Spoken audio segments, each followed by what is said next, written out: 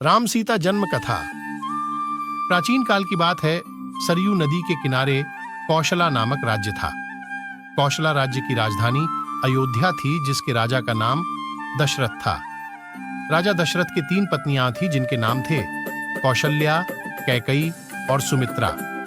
परंतु बहुत समय से उनकी कोई भी संतान नहीं थी, जिसके कारण उन्हें उत्तराधिकारी की कमी हमेशा सताती थी। इसके विषय में उन्होंने आराश्य वशिष्ठ से बात की और पुत्र कामेष्टि यज्ञ करवाया।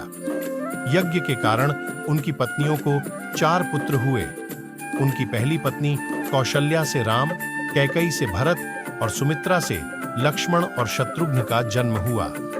सभी राजकुमार शास्त्रों और युद्ध कला में निपुण थे।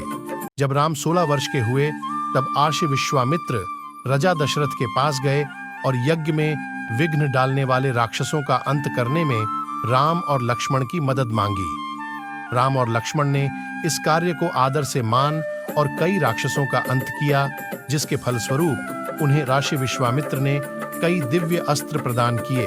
एक दूसरे प्रदेश मिथिला के राजा जनक भी निसंतान थे। आर्षियों के कहने पर राजा जनक ने अपने राज्य के खेत में हल चलाना शुरू किया। हल चलते समय उन्हें एक धातु से टकराने की आवाज आई।